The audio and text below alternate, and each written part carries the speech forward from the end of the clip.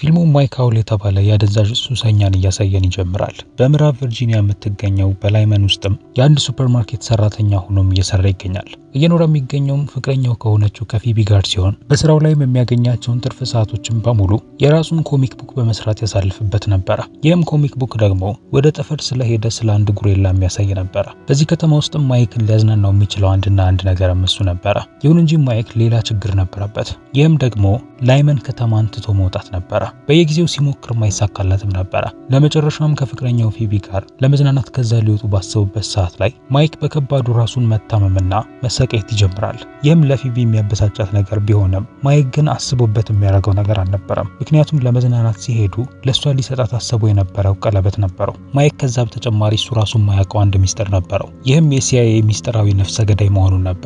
ምንም እንኳን ትውስታውን በሙሉ ቢሰርዙበትም በቅርቡ ግን በፈጠሩት ድርጅቶች የሚገደል ይሆናል። ስለዚህም ማይክ በትንሿ ከተማ ውስጥ እንደተለመደው ስራውን ሲቀጥል፣ በሲአይኤ ውስጥ ግን ትልቅ ችግር ተፈጥሮ ነበረ። ነባሯ የሲአይኤ ኤጀንት የሆነችው ላስደርም ባለችበት ከተደወለላት በኋላ ታፍጋይ የተባለ የሚጠራው ሚስጥራዊ ፕሮግራም እንደተጀመረ ይነገራታል። ቀጣዩ ታርጌታቸው ደግሞ ማይክ ሃውል ነበረ። ድምጹም በዚህ ስራ ላይ ጣልቃ እንዳትገባ ይነግራታል። ይሁን እንጂ ጣልቃ ማትገባበት ምንም አይነት መንገድ አልነበረም። ምክንያቱም ዋይዝማን ከሚባለው ፕሮግራም ላይ እንዲሳተፍ ብላ የመለመለችው እሷ ነበረች።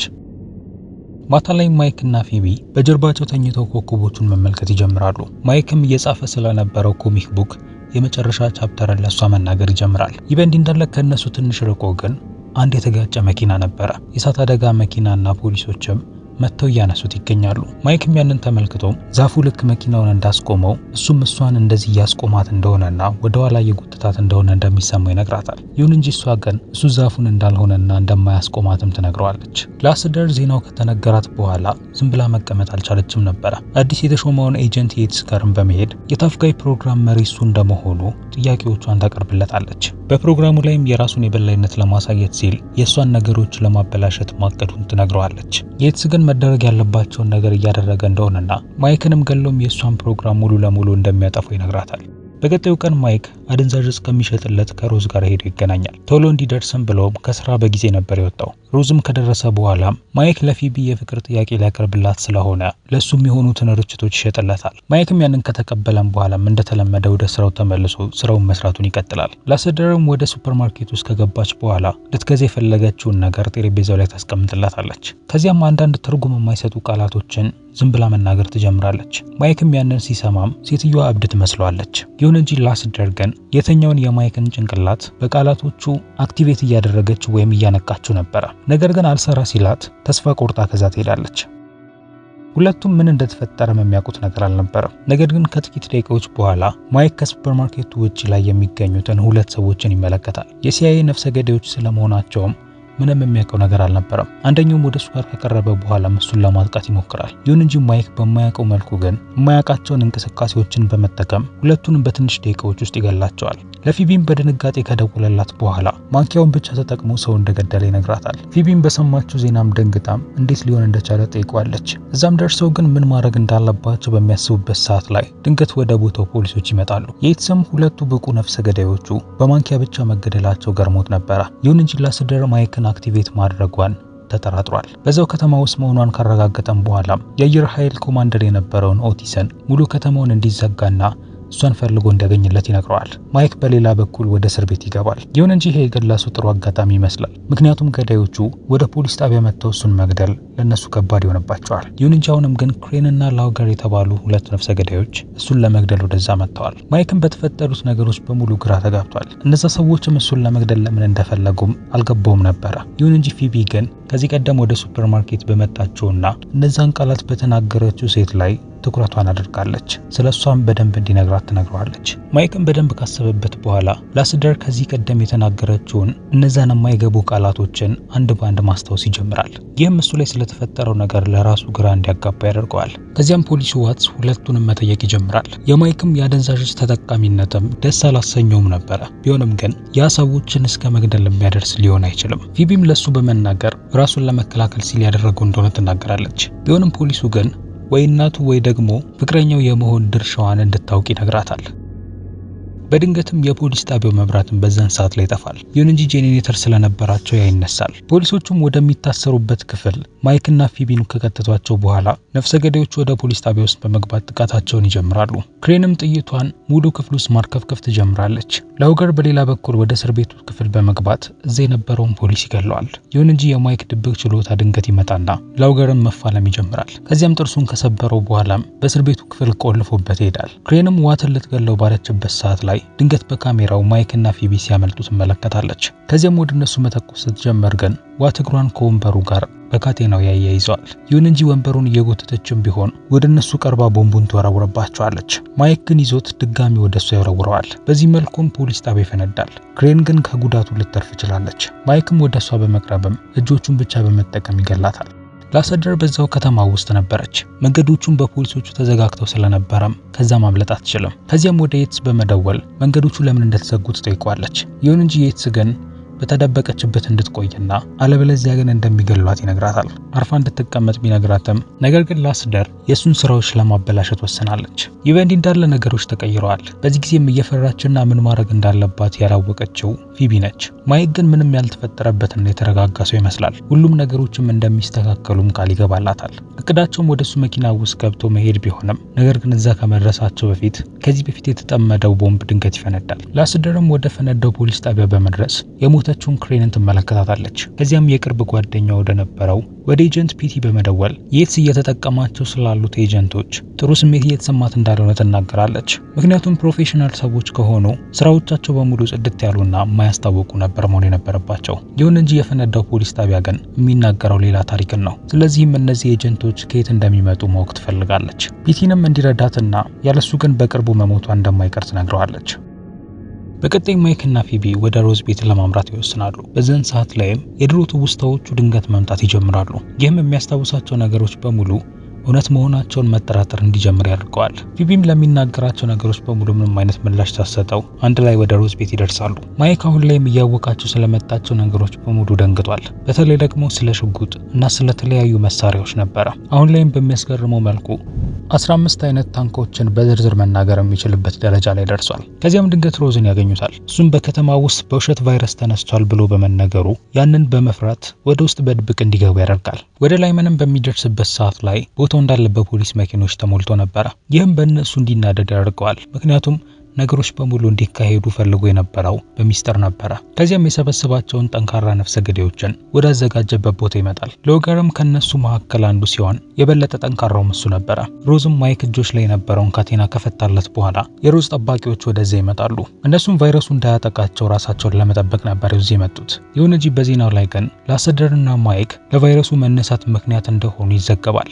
ያም ሊሆን የቻለውም ላስደር ሙከራ ይደረግበት ከነበረው ሰው ጋር ያልተፈቀደላትን ንክኪ በማድረጓ እንደሆነም ተዘግቧል። እነሱም ይህን ዜና ከሰሙ በኋላ ይደነግጣሉ። ሮዝም ማይክን ለዚህ ማብራሪያ እንዲሰጥ ይጠይቀዋል። ስለ ራሱም ትልቅ ግራ መጋባት ውስጥ የገባው ማይክም ምናልባት እሱ ሮቦት እንደሆነ መናገር ይጀምራል። ቢሆንም ይሄ ግን ለሮዝ ማይክ በቫይረሱ እንደተጠቃ ጥሩ ማረጋገጫ ነው የሆነለት። ከዚያም ሽጉጡን እሱ ላይ ሲደቅንበት ግን ማይክ በቀላሉ ሽጉጡን ይቀመዋል። ከዚያም ለሱ ምንም አይነት ችግር እንደማይፈጥርበት ከነገረው በኋላ ሽጉጡን መልሶ ይሰጠዋል። ይሁን እንጂ ሮዝ አሁንም ግን ምን ማድረግ እንዳለበት እስከሚያውቅ ድረስ በቤዝመንት ውስጥ ቆልፎባቸው መሄድን ይመርጣል። ፊቢም ፍርሃት ወይም ሌላ እየተሰማው ያለው ስሜት ካለ በሚል ጠይቋለች። ይሁን እንጂ እሱ በመስታወት ራሱን ከተመለከተ በኋላ ደስ የሚል ስሜት እየተሰማው እንደሆነ ይነግራታል። በቀጣይ ላስደር ከፖሊስ ጣቢያው አንድ መልእክት ይደርሳታል። ይህም ከሌሎች እቃዎች ጋር የተላከ ሲሆን መረጃውም አሁን በኤጀንትነት የተመደቡት ሰዎች ታማሚ ወንጀለኞች እንደሆኑ ነበረ። ይሁን እንጂ ሲአይኤ በራሱ መንገድ የራሱ ነፍሰ ገዳይ ኤጀንቶች ሊያደርጋቸው ችሏል። የትስም ወደ ፒቲ በመደወል ላይመን ላይ ስለወረደው እቃ ይጠይቀዋል።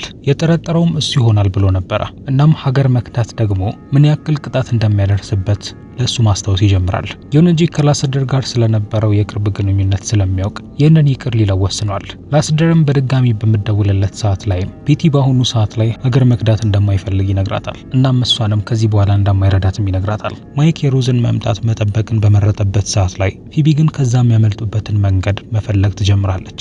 የትስም የሮዝ ቤት ላይ ጥቃት ለማድረስና ለዛም ደግሞ ማይክን የሚያደነዝዘውን ጋዝ ለመለቀቅ ይወስናል። ከዛ በተጨማሪ ወደ ቤት ውስጥ እንዲገቡ ደግሞ 3 ነፍሰ ገዳዮችን ይልካል። ጋዙንም ውጪ ላይ አዘጋጅተው በጨረሱበት ሰዓት ላይ ፊቢ በኮርኒስ ውስጥ ትወጣለች። ማይክም እንዲመጣ መጣራት በጀመረችበት ሰዓት ላይ እሱ ግን ለሷ የሚሰጣትን ቀለበት አትኩሮ መመልከት ይጀምራል። ጋዙም ድንገትም ወደ ክፍል ውስጥ መግባትም ይጀምራል። ሮዝና ጠባቂዎቹ በሌላ በኩል በነፍሰ ገዳዮቹ ይገደላሉ። አንደኛው ነፍሰ ገዳይም ወደ ቤዝመንት ውስጥ በገባበት ሰዓት ላይ ማይክ እሱን ይገለዋል። ፊቢም እሱን በመያዝም ወደ ውጪ ትወጣለች። የመጣባቸውንም ነፍሰ ገዳይም በሽጉጧም ትገላለች።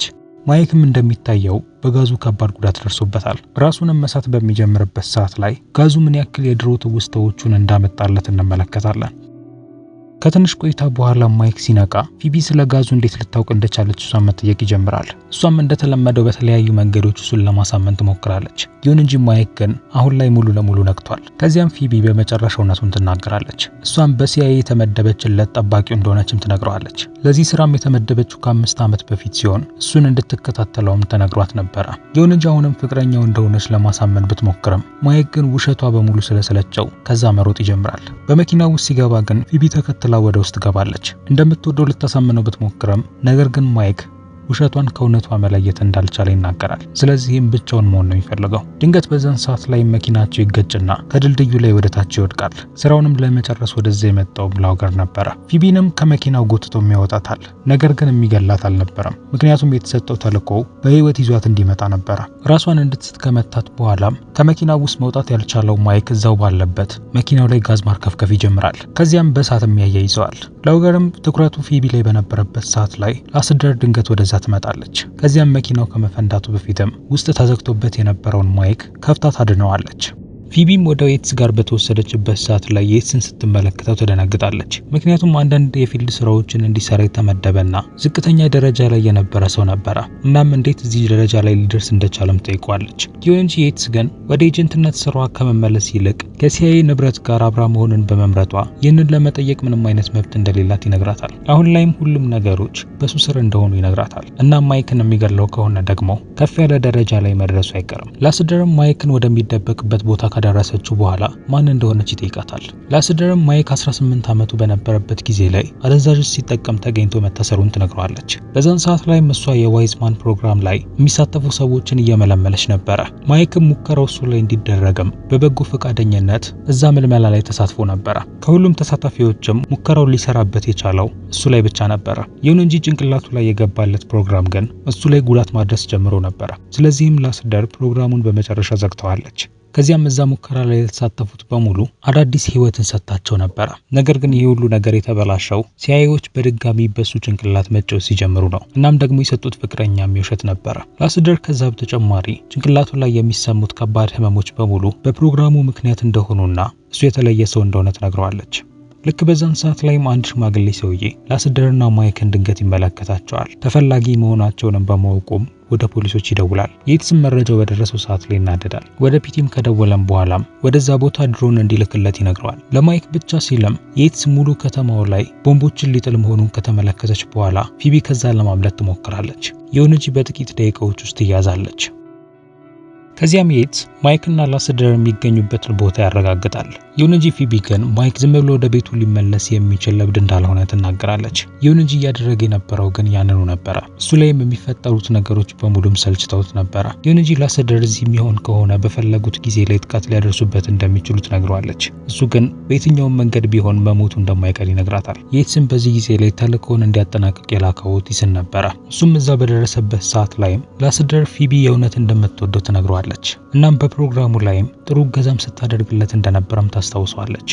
ማይክንም በላይመን ውስጥ እንዲቀመጥ ካደረገችው በኋላ ወደ ኤጀንሲው እንድትመለስ ቢነገራትም ነገር ግን ስራዋንና ዓላማዋን በሙሉ በመተው ከሱ ጋር መቆየትን እንደመረጠች ትነግረዋለች። ልክ በዛን ሰዓት ላይ ላስደር እዛ በደረሰው ነፍሰ ገዳይ ጥቃት ይደርስባታል። ማይክ ግን ገፍትሮ በቤቱ መስኮት ውስጥ ያስወጣዋል። ይሁን እንጂ ኦቲስም ግን በዛን ሰዓት ላይ ተኩስ ይጀምራል። ለየትስም ማይክን እንዳገኘው በሚናገርበት ሰዓት ላይ የትስ በድሮኑ ቤቱን እንዲመቱት ይናገራል። ቦታው ላይ ስለሚገኙት 2 ኤጀንቶችም ምንም ግድ አልሰጠውም ነበረ። ኦቲስም ወደ ቤት ውስጥ በመግባት በየቦታው የተደበቀ ወደ ነበረው ማይክ መተኩሱን ይቀጥላል። ቢትል የተባለው ነፍሰ ገዳይም ማይክ ጋር በደረሰበት ሰዓት ላይ ላስደር በጠመንጃው ትመታዋለች።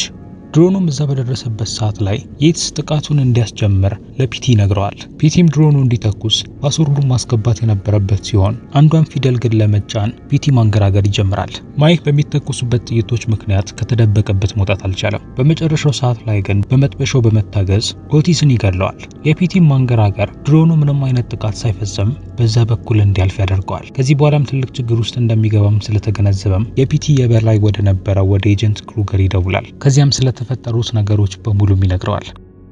ክሩገርም ወደ ላይመን በሚደርስበት ሰዓት ላይ የትስ እዛ የመጡት አባላት በሙሉ ከዛ ሲሄዱ ይመለከታል። እነሱም ስራቸውን አቋርጠው እየሄዱ ነበረ። በመጨረሻው ሰዓት ላይም የትስ ወደ ማይክ ይደውላል። ማይክም ነገሮቹ በሙሉ ስለተበላሹበት የትስ አሁን እጁን መስጠት እንዳለበት ይነግረዋል። ይሁን እንጂ የትስ ግን አሁንም ቢሆን ተስፋው እንዳላበቃ ይናገራል። ፊቢም እሱ ጋር ስለምትገኝ እሷን ድጋሚ ማግኘት የሚፈልግ ከሆነ ወደ እሱ ጋር መምጣት እንዳለበት ይነግረዋል። ፊቢንም እንድታወራም ከፈቀደላት በኋላ እስካሁን ድረስ ዛፍ የሆነችበት እሷ እንደሆነች ትነግረዋለች።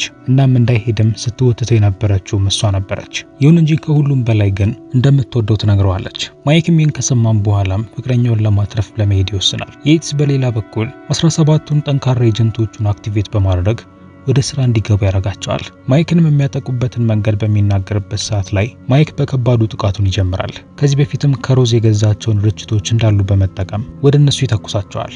እነ የትስም ፊቢን በመያዝ ወደ አንደኛው ስቶር ውስጥ ይገባሉ። ማይክም በድጋሚ ወደ እነሱ ጋር በመደወልም ፊቢን እንደሚወዳትና እንደሚያድናትም ይነግራታል። ከዚያም ማይክ ባላወቁበት መንገድ እየመጣ ነፍሰ ገዳዮቹ መግደል ይጀምራል። ለመግደልም በስቶር ውስጥ ያገኛቸውን እቃዎች በሙሉ መጠቀም ይጀምራል። በዚህ መሃል ላይ አንዴ ቢወጋም ነገር ግን ይሄ የሚያስቆመው አልነበረም። ፊቢም የትስን የሚያደርገውን ነገር እንዲያቆምና ማይክንም እንዲሄድ እንዲፈቅድለት ትነግረዋለች። ይሁን እንጂ የትስ ግን የሚያዳምጣት ሰው አልነበረም። ማይክም ፍልሚያውን ሲቀጥል በጥይት ጭንቅላቱን ይጨረፋል። ይሁን እንጂ ይሄ ግን የበለጠ መናደድ እንዲጀምር ያደርገውና ሁሉንም ነፍሰ ገዳዮች በመግደል ሎገር ብቻ እንዲቀር ያደርገዋል።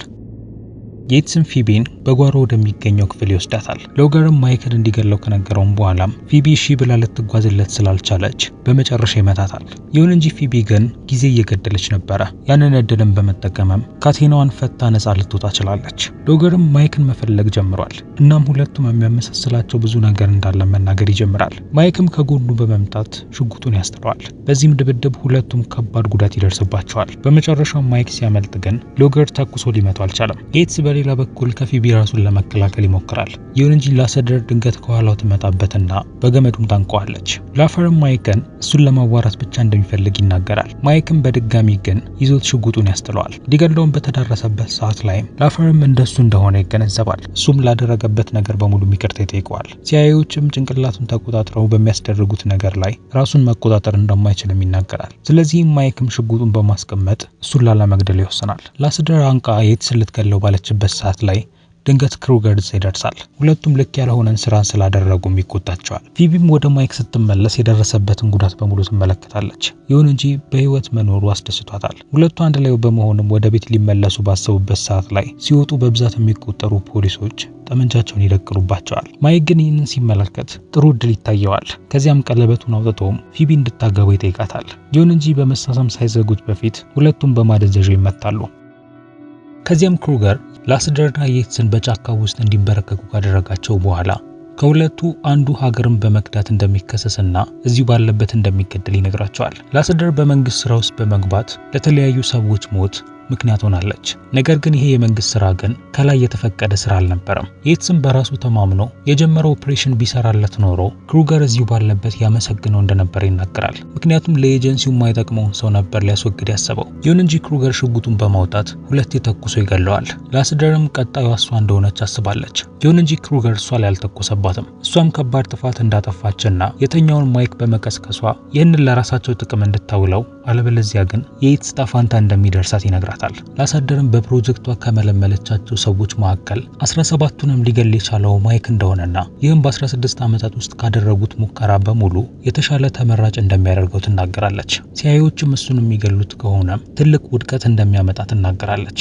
አሁን ላይ ሙሉ ለሙሉ አክቲቬት የሆነው ማይክ በእስር ቤት ውስጥ ታስሮ ይገኛል። ኤጀንቱም ወደዛ ውስጥ በሚገባበት ሰዓት ላይ ማይክን ኤጀንት ሃውል እያለ መጣራት ይጀምራል። በዚህ መልኩም ፊልሙም እዚህ ጋር ያበቃል። እዚህ ድረስ ካያችሁት ቪዲዮ ተመችቷችኋል ማለት ነው። ላይክ እና ቻናሉን ደግሞ ሰብስክራይብ ማድረግ እንዳትረሱ። በሌላ ቪዲዮ እስከምንገናኝ ድረስ ግን